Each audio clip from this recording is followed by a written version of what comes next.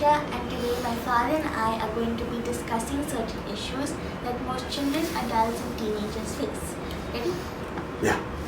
How do we handle non-acceptance? This can be applied to a mother-in-law and a daughter-in-law, or students being ragged in colleges and schools, or just normal day-to-day life, passing the street, you don't look nice.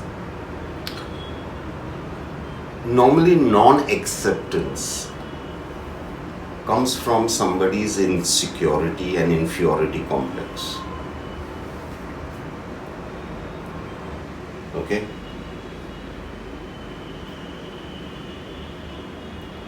It comes from prejudices and dogmas of fitting in. The moment you are different, jealousy, insecurity of another person will be projected via non-acceptance of you. The moment you are rising up, the moment you are being loved more, people will try and pull you down.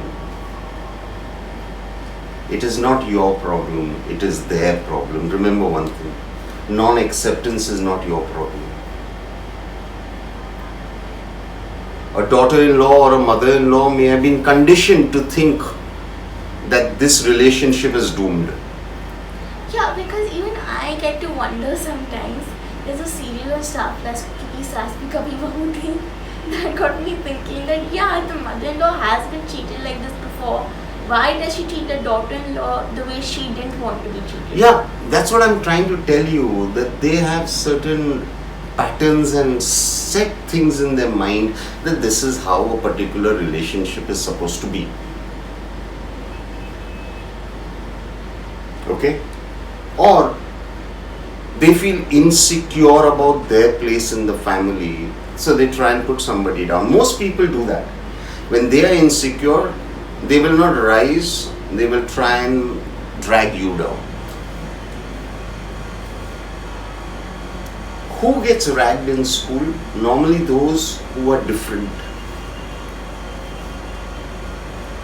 You're too nerdy, you will get ragged. You're very intelligent, you will get ragged.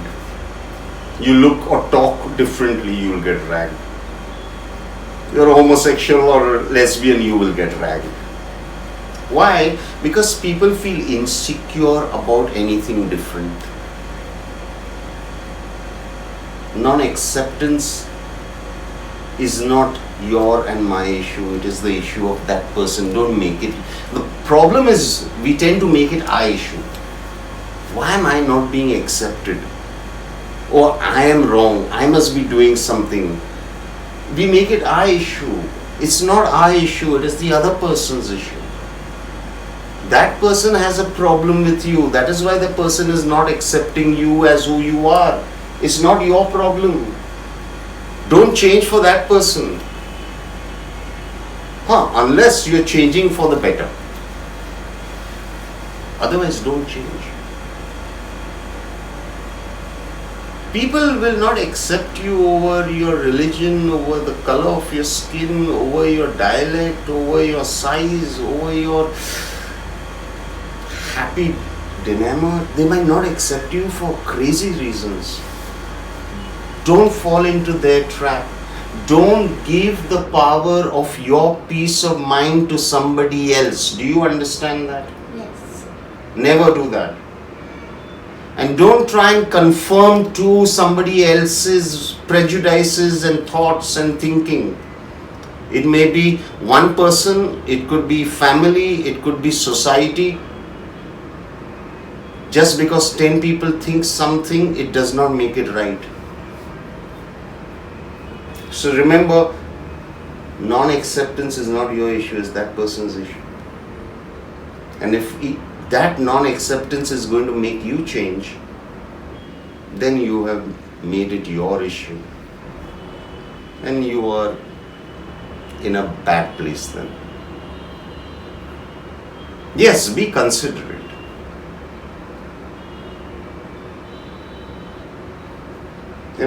If you feel something you might do might hurt someone because that person is conditioned that way, then try and avoid doing it in front of. Like you get married and you go to a family who are vegetarians. ठीक है, at home, don't cook non-veg food. Eat veg food there. Go out in the restaurant and eat non-veg food if you want. That's being considerate. But somebody says, no, for me 2 plus 2 makes 6. Then you have to politely tell that person to go boil your head. You know what I'm saying?